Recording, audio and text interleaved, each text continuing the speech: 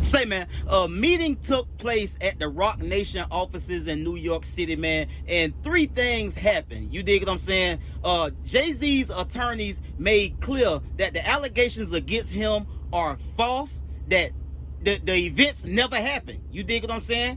Number two, when this is all said and done, Tony Buzbee, we coming for you next. You dig what I'm saying? He made clear that he gonna deal with Tony Buzbee after these allegations and this case is thrown out. And the third thing, and one of the most important things out of the three, Jay-Z's attorneys made clear that people trying to put Jay-Z name in the bucket with Diddy, nah, bro. Jay-Z attorney made clear in a statement that Jay-Z ain't got nothing to do with Puff.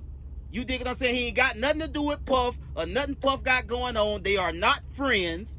And that was the shocker. You dig what I'm saying? Jay-Z, through his attorney, said that, hey, man, me and Puff ain't friends. We might have took some pictures and hung out and kicked it, but everybody in the industry hang out, take pictures, and kick it. That don't mean we friends. The Breakfast Club, Lauren LaRosa, was sitting in on that meeting and actually asked one of the questions that got answered. Let's get to the content. That we've already talked about from who the case. Was there? Was Hov there? Who was there? No, Jay-Z was not there. We were speaking to his attorney and presented information by his attorney, Alex Spiro, who's been heading everything. And it was just like other media, like a few other outlets there. So some of the things that they broke down that I thought were really important were, number one, they went back through the timeline again. And remember when we were talking about this the other day, Envy, you were like, there's no houses in Manhattan. That's what I said. There's no White House. That was the biggest thing that they leaned in on. And I think that that's what they're going to lean in on if this isn't dismissed. Right? Like, because what he was saying is if you're from New York, you know that there's no houses in Manhattan, but also too, she said that it was a 20-minute drive. So you're trying to figure out from Radio City Music Hall on a day like the VMAs where there probably is traffic, even without traffic, that 20-minute drive now creates a timeline. So what they did was they went through, and we got packets, they went through and they actually listed out all of the homes that Puff owned during the time of the year 2000 and any time before that. None of the homes they pointed out are the White House that she described with the U-Circle driveway. And also the one house that is actually in New York, or two homes that are in New York, they just don't fit the description. Everything else was in Jersey. Yeah, they also talked a lot about, because you know, the VMAs are televised. That was the year that Eminem did that, was it the Slim Shady performance where he had all the dress lights outside? So it's heavily, there's video, there's photo. In that video, they talk a lot about the fact that she said that she was able to walk up and run into a limousine driver. The way that the streets were blocked off, and you could see it in the photos because they were preparing for that performance, but also just because of the arrivals and drop-off setup, you wouldn't have been able to just, like, it was barricaded off from the people. You wouldn't have been able to just walk up and knock on a limousine, according to what Jay-Z's attorney, Alex Spiro, was saying. Now, another thing that was really important was the fact that she said in her testimony in the complaint that she watched the show from a Jumbotron, and then she was picked up later by the limousine, by Diddy's limousine. They went and according to Alex Spiro, I have not confirmed this myself, they went and looked at permits that year for the show. There were no permits submitted for a Jumbotron. There was no Jumbotrons. And even when you watch Eminem's performance, from where she's saying she's picked up, you don't see Jumbotron. So they were just doing a lot of that. But we do have some audio because we were able to ask questions at the end of it. And one of the things we've been talking about in this room is what happens if this is dismissed. Will there be a defamation lawsuit that comes after that? So I asked, well, you want to hear the attorney say it? So I asked the attorney, Alex Spiro, about that, and here's what he had to say. If this case is dismissed after that, are you guys decided indefinitely to file anything in addition, like a defamation lawsuit? This issue with a lawyer taking advantage of the situation is going to be dealt with, I can assure you.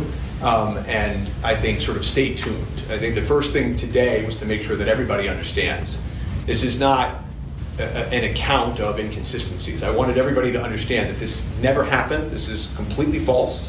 And then we'll move forward from there. The brunch ain't the brunch, I guess, no more. So someone in the room, well, another one of the reporters asked, you know, Jay-Z has been making all these statements, but he has never mentioned Diddy in any of the statements. Diddy is involved in this case. He's named in the same doc.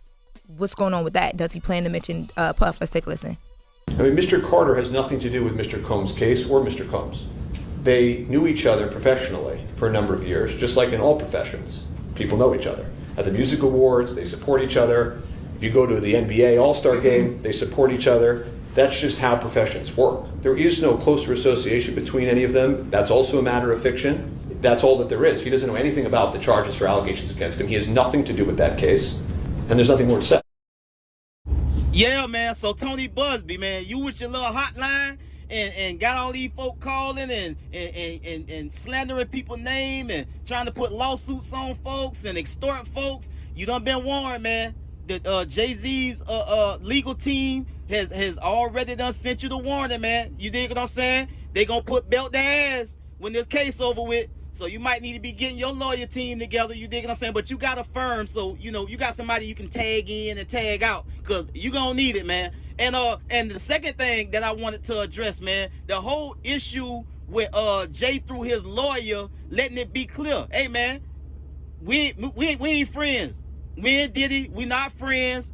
He distancing himself, and whether that's all this is or not, this is where we, as you know, the regular folks out here, the common folks out here, that's looking at this whole situation from the outside looking in. You dig what I'm saying? We fall into this pattern that we have of putting these celebrities at a certain standard when we don't know them personally, and assuming that just because we see these folks in photos together and we see these folks hanging out and kicking it at events, that they friends. You dig what I'm saying? And I gotta tell you, man, Jay&Diddy damn sure look pretty damn chummy to me. You dig what I'm saying? Now, these folks could be just doing this and saying this because, again, you dig what I'm saying? Just because we see these folks on pictures, bro, and see these folks hanging out at the Rock Nation brunch, or we see them hanging at this event and that event, that don't mean these folks is kicking it all the time on a regular basis. You dig what I'm saying? The events come and go. So it's just a snapshot in time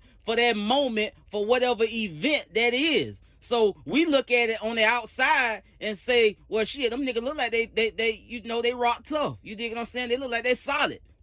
And we know Jay like to associate himself with money, wealth, and power. Jay don't like to associate himself with nothing that gonna make him look bad, man. You dig what I'm saying? He is not with the bullshit, and he don't want to be associated with it either. So, hey, that man gonna protect his bag. He gonna protect his interests. He gonna protect his reputation, and he gonna protect his family. You dig what I'm saying? From all of this, he gonna insulate them. When you worth a couple of $1 billion, man, it's your job to insulate your family from any type of outside bullshit, and that's what this is. Hey, Diddy is on the island all by himself, man. You dig what I'm saying? Now, we thought they was friends. They could have been friends, but at the end of the day, that man Jay gonna look out for himself.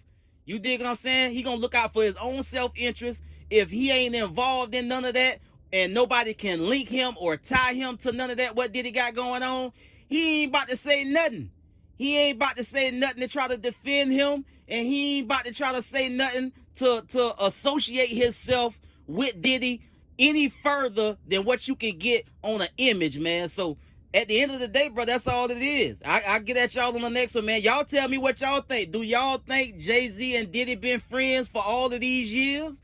Or is this Jay making a play to say, hey, man, I fuck with you, my nigga, but you got too much going on right now, boy. You're hot, and I can't touch it. You dig what I'm saying? They treating Diddy like he kryptonite and going anywhere near him or kill him dead, bro. You dig what I'm saying? They got the man up shit creek. You dig what I'm saying?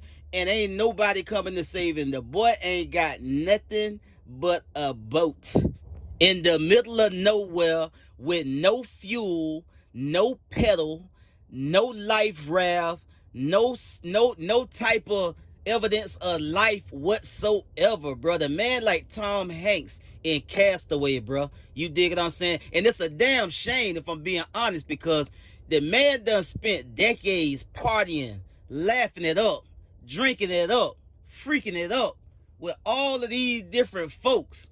And now nobody is coming to his defense, man. So at the end of the day, man, this is what it is, man. These folks get in this industry, bro, and want to be everybody's friend, and then they get burnt in the end. You dig what I'm saying? The industry ain't no different from the real world, bro, in these streets. You can't befriend everybody. I don't give a damn what they got or what they got going on, because at the end of the day, people on these types of levels that's worth this type of money snake your ass out and cross you for damn near anything. You dig what I'm saying? So at the end of the day, bro, You got to stick to the script, man. You got to stick to the script, bro. Handle your business, get your money, and stay out the way. I don't care what level you on, because it's snakes on every level, at every level in life, bro. And if you ain't careful, they will bite your ass. I get at y'all on the next one, man. Y'all be smooth. I'm out.